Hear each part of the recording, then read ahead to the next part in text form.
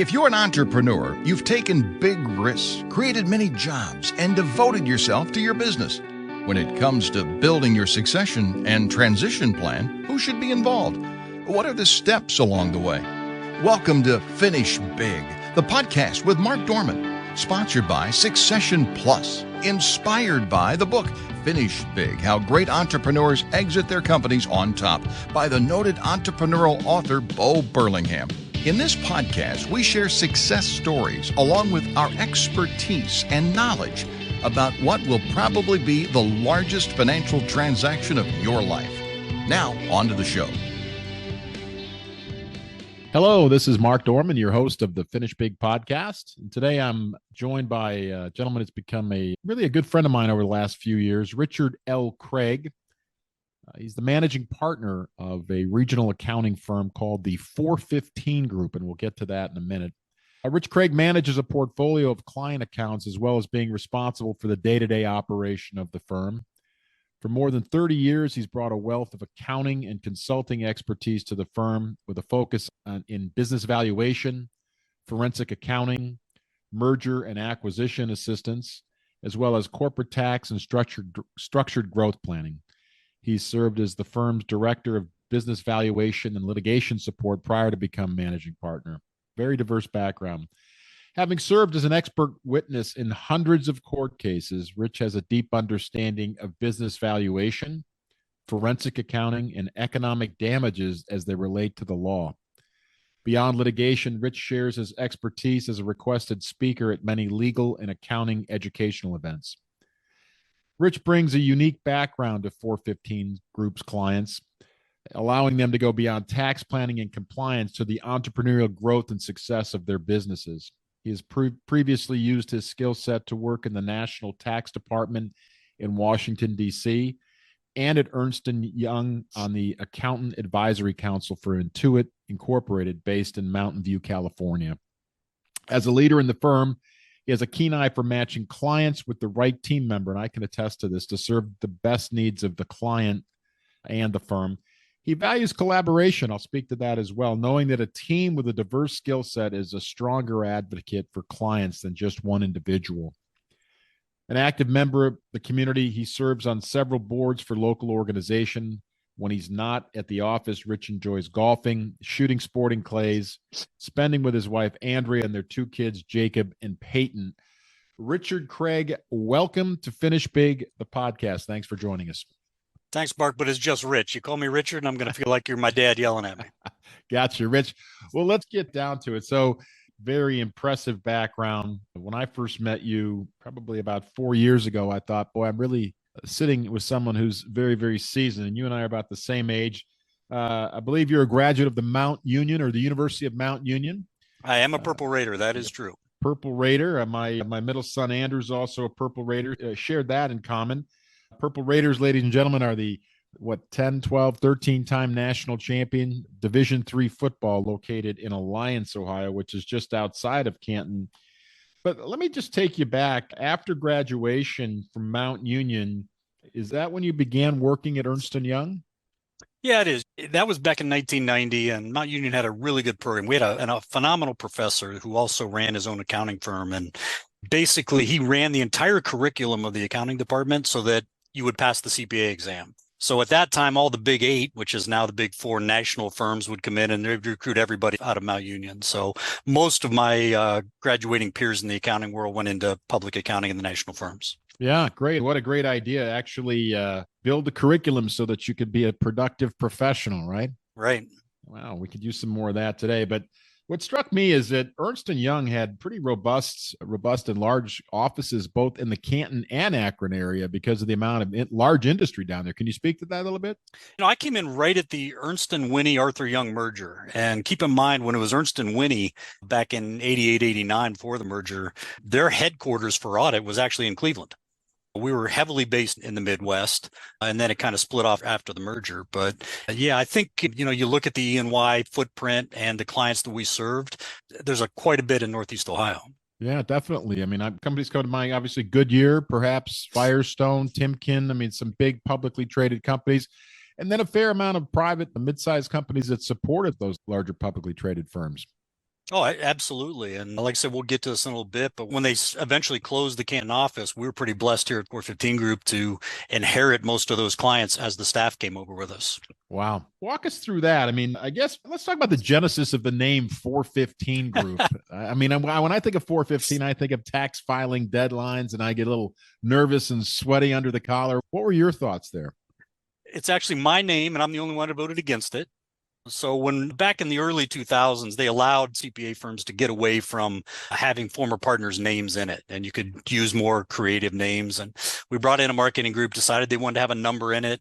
I'm like, guys, this is just stupid, right? I mean, what are you gonna do? Put our address in it? I mean, name it after tax day, April 15. What do you call it? 415 Group? I said, that's just stupid. Nobody's ever gonna get that. And the marketing people loved it. And they said, you know what? Once you tell them why, nobody will ever forget it. Yeah. And it's worked out really well for us. But yes, I did vote against it. And so back then, that firm was started what in 1980? 1981. Yep. Okay, and is that just about how it began with the closing of the E&Y Canton office? No, it actually started. There was a couple partners that rolled out of another large regional firm back in 81. It was still a very small firm. Even until like 1990, it was at 6 people. So very small, very local firm. But as Ernst & Young was closing down their Canton office in the early 90s, more and more of my partners and former employees came over. So when I moved back to town in 1995, they were up to 16 people. And now we're at, over 100 people. Wow. And back then, if I recall, you had Sarbanes-Oxley, you had a big vacuum being occurred with some of the larger national firms leaving the small to mid-sized company marketplace and serving more consulting roles and really feathering their nest, so to speak. It was better business for them to go up market, right? Which created opportunities for regional firms. Yeah, it really did. No question about it. And, there's a lot of really big, really profitable clients in the Stark Summit County areas that the big firm of Ernst & Young didn't want to service anymore, and we were glad to have them. Great. So for our listening audience, so Akron, the city of Akron, Ohio, the former rubber capital of the world, resides in Summit County. Canton, where the Pro Football Hall of Fame is, ladies and gentlemen, is where it resides in Stark County, and they're adjacent counties, just one north and south of each other. So today, the 415 Group has over 102 employees, correct? As of today, I didn't check the sheet out there this morning, but I think we're at 102 domestic anyway. Yeah. And then my notes indicate that you've got a few overseas. Is that for your international tax work? No, actually, it's just we can't find enough talent. There's a national shortage of CPAs, which I could go on for an hour about just talking about why and all the problems we're having, but there's just not enough CPAs in the country. So most firms have now gone overseas. We've got, I think, 7 or 8 in India. We've got a couple IT guys now that work for our IT group out of South Africa. Wow. And this shortage, I want to just talk about that for a minute because it's really become at a critical juncture, right? I think what I understand, there was some additional educational requirements for folks, not maybe an extra year of schooling. Then you've got kind of the boomers that are kind of retiring out of the industry.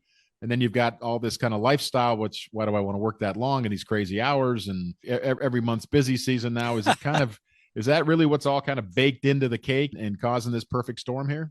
Yeah, we started seeing a decrease in accounting majors back in the early 2000s when this AICPA, our governing body, the American Institute of Certified Public Accountants, did change the rules a little bit, and you had to have 150 hours to have the easy track to get your CPA exam. There are other tracks, but that was kind of how it worked. And so everybody's like, hey, if I got to spend another year, why don't I just go get my MBA or spend another year after that and get my law degree? You gradually started seeing that to decrease. But then when COVID hit, it changed the world because CPAs that were in public practice that are used to working crazy hours, all of a sudden, March 16th, it's during COVID and they have a life again. And so when COVID kind of bypassed, they said, you know what, I'm just going to go be a controller. I'm going to go be a CFO. I don't want to work busy season anymore. And that's when all the people in public accounting we lost probably nationally. I think there was an 18 to 20% dissipation of CPAs in public practice. Maybe just a little bit deeper there. Some of those obviously retired, I would imagine, and some went into industry, right? That's absolutely true. Wow. And coupled by the fact that it was harder to get into the industry. So you've got this perfect storm, as I mentioned. So 415 Group today, my notes indicate you've got about 3 different divisions, including IT outsourcing and outsourced accounting. Walk our listening audience. And then I want to really delve into the heart of the matter of, I've found you to be a bit of an artist in working with private and family business owners, Rich, but IT outsourcing, how did you get into that space? And I can imagine what outsourced accounting is, but walk us through kind of the 3 verticals within your firm. Yeah, we've got the traditional public accounting. We're issuing the audited financial statements. We're doing the tax returns, those kind of things. That's about 65 of our people. The outsourced IT, I actually helped start back in 1995 when I moved back from DC. And keep in mind, if you want to date yourself back then, the main use of computers was really QuickBooks. It was keeping track of your accounting. And I happened to be Microsoft certified and a CPA. So most of the smaller businesses we were servicing said, hey, Rich, as long as you're here, can you take a look at this computer? And we slowly started building that group. Had it about 8 or 10 people until about 10 years ago. We did fully remote managed services, basically. So now we control about 5,000 endpoints, PCs across the country, manage them proactively. And it's just been a really good fit because, we're the CPA, we're the trusted advisor. Who are you going to trust with your computer? That's done really well. The outsourced accounting we just started a couple years ago. And again, that's for, small to mid-sized businesses that are using a part-time bookkeepers or have a controller that's doing everything and he probably shouldn't be. So we completely outsource their accounting. We do everything from payables, payroll, receivables, all the way up through CFO services, but it's all or nothing. You can't just hire a CFO. You can't just hire payable clerks. You just completely outsource the IT or the accounting to us. And so that includes that fractional CFO model in there as well, correct? You said soup to nuts. Yeah. Yep. And has that been an area of really good growth for 415? Yeah, as we've been having trouble getting more and more CPAs, a lot of the smaller businesses we used to serve, we just couldn't continue to service them. So they weren't getting good numbers to us. So we call that division 415 access, because if you let us do all your accounting, you get access to our accounting or our tax department as well. So some of the smaller groups and the not-for-profits that couldn't necessarily get into traditional 415 group, that's how they get in to get our advisory and tax services. Hi, this is Mark Dorman. Sorry for the interruption. I know you're listening to the Finish Big podcast, and I'm excited to have you here. If in the event you have any questions, please head over to www.succession.plus/US, where you can find out how to reach me. I'd love to hear from you. And now back to the show.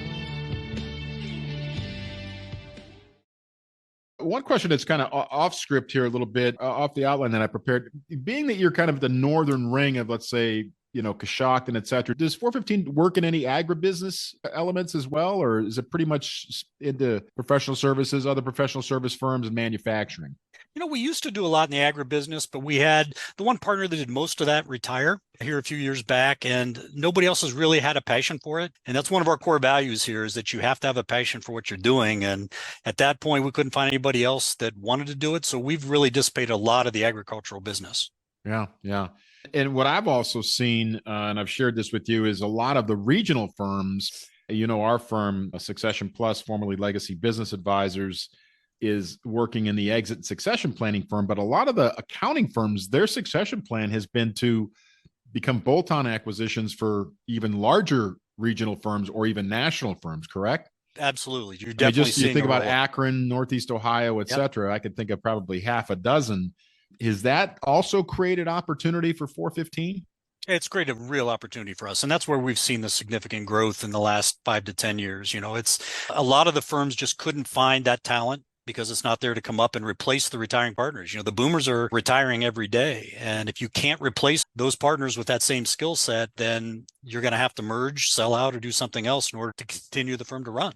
Yeah, but I mean, the growth is predicated upon being able to have the talent, which is coming up behind them, right? So I imagine there's just a constant reallocating of resources within your team, I would imagine. Yeah, and so as more and more of our quote unquote competitors got bought out by the national firms, we were left as one of the only local choices, and certainly the largest local choice down here in Stark County. So it's become a real nice opportunity for us, but we now have a full-time recruiter, and that's all she does all day, every day, is try and find talent for us. Wow, crazy. Our guest today is Rich Craig, managing partner of the 415 Group based in Canton, Ohio. Rich, I want to kind of transition here if we can. I met you doing some joint client work. Very impressed with a couple of things. One, your willingness to collaborate with a firm like ours, your willingness to be really client serving. But let's talk about your work with the small and mid-sized business owners. What are you seeing relative to kind of the exit paradigm that's going on right now, this silver tsunami of all these business owners that need to figure out, one study's 10 million, 6 million transitions in the next 10 years. What are your thoughts on that? And how is 415 working to help these owners kind of solve that riddle? It's not something that one person can do. Most of these small, mid-sized businesses, you've got 1, 2, 3 owners, a small group of owners, and they're focused every day on putting out their product and doing what they can. A lot of times just trying to, pay the minimum amount of taxes or do whatever they're trying to do. They're not looking at, hey, what is my succession plan? And if all of a sudden they wake up one day and, their younger brother passed and they get a realization that, hey, life's short, you can't sell your business in a day. It takes time, it takes strategy, it takes some planning, and everybody's different. What are their goals? Some people, it's going to be getting the top dollar. Some people, it's going to be leaving a legacy. Some people, it's just going to be about taking care of their employees. And so that's when you really have to start sitting down with them, talking to them, and getting a team together that says, hey, where are we going to go with this? And how do we want to get there? And I think that's one of the things I love about working with you and the other folks on within 415 is you're willing to, sometimes you work with some professionals and the folks I'm talking about where, it's like, boom, they walk into the room and they're going to be the maestro and everyone else needs to take a, third chair and the violin here. And I've always found that leads to kind of the worst outcomes for owners. When you say, who do you see? I mean, when we work in our space, certainly the CPA is the trusted advisor. More often than not, their business attorney, but a lot of times business owners, they're reluctant to call their attorney, right? They don't want to drive up a bill. The whole exit planning professional, which sometimes could be the most kind of comprehensive perspective. Financial professionals can be involved as well. Bankers. I mean, it really does take a village, correct? Oh, absolutely. I mean, no one person can know it all. And, I would definitely tell any business owner that's looking to have a plan, don't try and cut costs on the professionals. Again, once you start getting closer to that exit, if it's going to be a sale, if it's going to be a merger, if it's going to be whatever else, every dollar you save is going to end up being a multiple, right? So if your company's going to sell on a 5, 8, 10 multiple of earnings, every dollar that somebody can come in and get creative with or find a way to structure to increase, you're going to get 8 or 10 times that amount on the way out the door. So don't be short-sighted. Yeah, I mean, that I can really relate to that. Every dollar you save or every additional dollar that you can wring out in performance is levered, is multiplied, right? Yep. Maybe 4, 5, 6 times, depending upon the exit. You and I have talked over coffee, the benefit of advisory boards, not necessarily boards of directors that have some formal votes and can run the company, but just the ability for the benefit of business owners to have a sounding board. Have you been instrumental in implementing those with many of your clients? That's one of the things we try and do. I mean, I start by, at least on any client we have that's of size, I try and meet with them at least once a month or once a quarter, just to have coffee, just one-on-one. And then a lot of times we'll start bringing in their attorney on a quarterly basis, and because there's issues that they don't even know are issues that we want to get involved with. And then after they get comfortable with that, I think it does make sense to maybe bring in somebody in sales or marketing or somebody that's in their industry, retired out of their industry. And then you start making them more formal. But everybody gets value out of that. There's things that they don't see that are going on because they're working so hard in the business. They don't realize what's going on outside. Yeah, definitely. And I think to that end, some of the software that we use, which is Capitalize, which I know you're a big fan of, the ability to benchmark, let's say a manufacturing company, a tool and die maker, to national averages, so that you, and not only you as the business owner, speaking to you as a business owner, can say, well, how am I performing relative to my peers? Have you seen that firsthand, the benefits of that as well? Oh, absolutely. I could give you a ton of examples on that. Not only on finding on some of the benchmarking, not only on finding some internal fraud, but also finding some vendors that were overcharging it compared to your industry. Why are they cheaper? Or, hey, at the end of the day, guys, look, you're going to sell in the next 2 years. Why you may not want to continue to spend so much time on training your new staff and everything else. You may want to outsource some of this. You may just want to get some temporaries in here so that you can increase that bottom line, since you're going to get a multiple of that. So those benchmarks are important because potential buyers are going to look at them too. Yeah, definitely. Would you say that there's some benchmarks from your professional background that carry more meaning than others? Is it gross profit? Is it labor? I mean, is there something that you your eyes really jump to? Yeah, it's really industry by industry. On manufacturing, it's going to be the gross profit.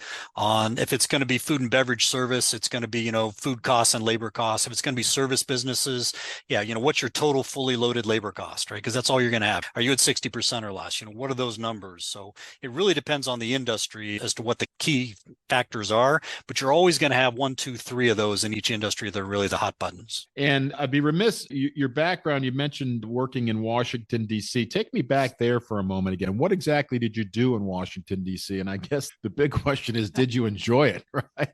I was very young at the time. I was probably 25. And I was in the early 90s, I was splitting my time 3 days a week in Canton doing taxes for Ernst & Young and 4 days a week in the National Tax Office doing some tax technology planning. And then I would switch the next week and go 4 and 3, 3 and 4. But what I got to do is work on Fortune 500 companies. And because I had that technology background, we'd be going into the Fortune 500 internal tax departments and finding ways to automate and streamline the data from the general ledger to the tax software.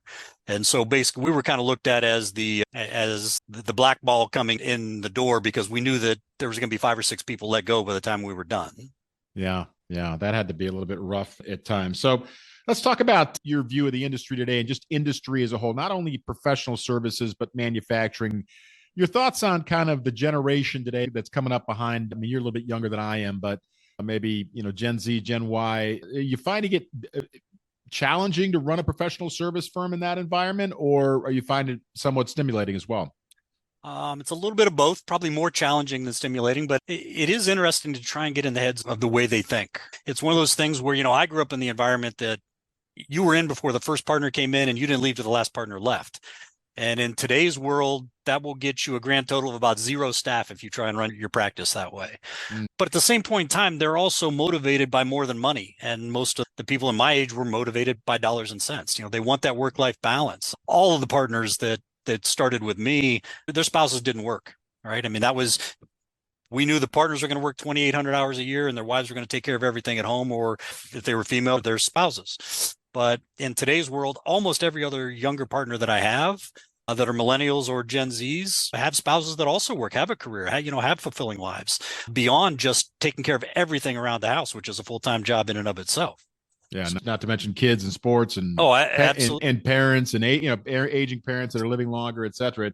It definitely the world has definitely changed for folks in our generation as well.